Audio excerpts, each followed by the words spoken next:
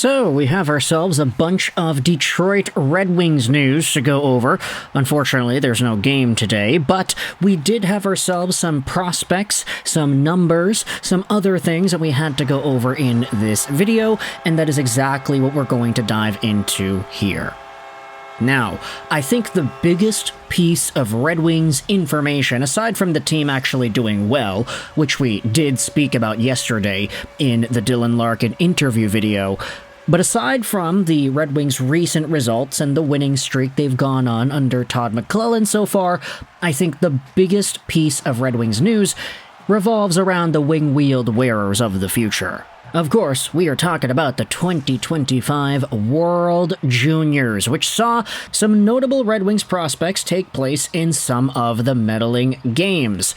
Some of them even happen to win medals now. Let's go over to the schedule and just take a look at some of the guys that stood out and what happened in the most recent day of World Junior action. Yesterday, we saw ourselves Team USA defeat Team Finland 4-3 in overtime in the gold medal game. Also yesterday, the bronze medal game, Team Czechia wins over Team Sweden 3-2 in a shootout. A 14-something round shootout as well, so 28 total shooters. Oh no, that's the wrong way to phrase it. Not 28 shooters, 28 shots. There were a bunch of guys who ended up shooting multiple times, and we can get into that more as the video goes along. But, of course, the Red Wings had themselves guys in both of these games. In particular, Trey Augustine for Team USA went out there and won the gold medal, and it was a really interesting showcase because Augustine, for as good as he has been at the World Juniors just in general, and in this tournament in particular, he's a guy that was getting beat, and there was sort of an agenda against him, a game plan, so to speak, compared to last year. You see, last year, Trey Augustine had a .936 save percentage and a .175 goals against as Team USA won the gold. This year, he had a .917 save percentage and a .252 goals against. He almost had an entire extra goal against per game in this year's tournament compared to last year. And sure, of course, the fact that he let in 3 goals in the gold medal game definitely plays into that, but when you consider the way that Team Finland was scoring these goals, and the way that Team Finland was even scoring goals in the first game, in December, you can understand that Team Finland had themselves a little bit of a playbook, and that was take shots from distance, target Augustine on the glove side, and you can probably get some damage done here. I'm not saying that Trey Augustine's biggest, most detrimental weakness that's going to prohibit him from having an NHL career is that glove hand, but I am just saying that it is an area that he might have to improve upon, especially as he continues to play off against better competition. I mean, obviously, Team Finland, this is a World Junior team, so what more when he goes out there and plays against pros in the AHL and eventually the NHL? It's going to be an area of focus for sure as Trey Augustine develops, but I can't go out there and complain too hard considering he did get the win, and he did make himself a considerable amount of saves in this game to win the gold medal. It is, of course, his 3rd medal in the World Juniors just in general. He had himself a bronze a few years ago, a gold last year, and a gold this year as well, so Trey Augustine has definitely cemented himself as one of the better goaltenders in World Junior history, to be honest. I mean, you only have such a limited time frame of being able to play in this tournament in general, so for Trey Augustine to get himself back-to-back golds, that's pretty remarkable to say the least, all nitpicking about his glove hand and everything aside. Now, let's go over and talk about the other Red Wings prospect who did not end up medaling, and it is Axel Sandin Pellikka, whom we've been raving about this entire World Junior tournament because of the hat trick he had scored in Game 1. Now, unfortunately, there were no more hat tricks for Axel Sandin Pellikka, but he did finish off the tournament with 10 points in 7 games played, and was also named the most valuable defenseman in the entire tournament.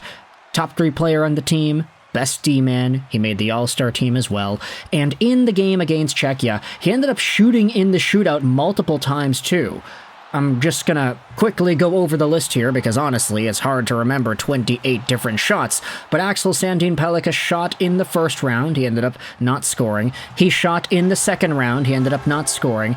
From the second round and beyond, this is when you're allowed to reuse some players, so Axel, Sandin, Pellikka actually shot twice in the second round. He didn't score in either of those chances. In the third round of 5, Axel, Sandin, Pellikka shot. He did not score. In the fourth round of 5, he ended up scoring a really nice goal, little nifty backhand, forehand, and then he ended up getting another 3 opportunities, excuse me. Yeah, Axel, Sandin, Pellikka shot the freaking puck. How many times?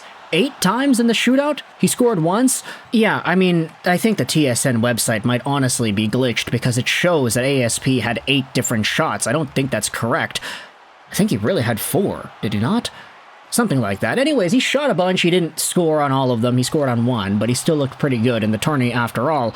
And for ASP, ultimately, losing out on any sort of a medal in this tournament is going to sting a little bit, but ultimately, he'll be returning back over to the SHL to continue his, hopefully, dominant reign with Skellefteå AIK. He is just under a point per game in the Swedish Hockey League this season.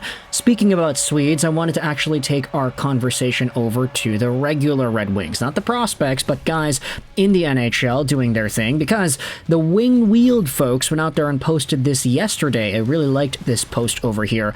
Take a look at the NHL's U23 point leaders on the season as of January 5th, 2025. 7th overall, you have Wyatt Johnston, who has 29 points. 6th overall, you've got Matvei Mishkov with 29 points too. 5th overall, you've got Logan Cooley, and 4th overall, you've got Connor Bedard. 3rd overall, you've got Dylan Genther. 2nd overall, Timmy Stu. And number 1 in the National Hockey League for U23 points this season is none other than Lucas Raymond with 41 points.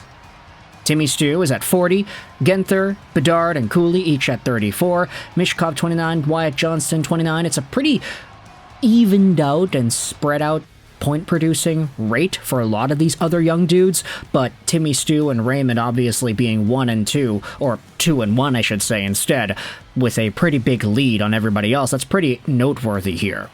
Also noteworthy is the lack of other 2020 draft-eligible players in this list. Alexis Lafreniere, he's not in the top 7. Quinton Byfield, he's not here either. So for Lucas Raymond to overtake everybody else in the U23 age range in NHL points this season, it is pretty remarkable when you consider just how good the Red Wings have been performing as of late, and Raymond, of course, is benefiting from that tremendously. He's at almost 2 points a game in the past little while here. He has been pretty good, considering the new head coach and the changes to all the systems.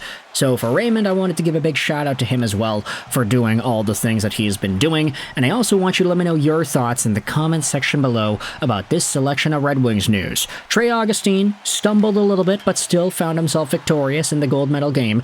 Maybe there's a little bit of an agenda against him that teams are going to be aware of since this tournament concluded. What are your thoughts on Axel, Sandin, Pellikka shooting multiple times in the shootout, not scoring as much as he probably could have? He had scored 1 nice goal, but that's about it. Everybody else got saved too. He wasn't the only one that ended up missing a whole bunch. And then what are your thoughts on Lucas Raymond overtaking the NHL's U23 point production race as well? Let me know in the comment section below. I hope you enjoyed this video. Sign on, and bye.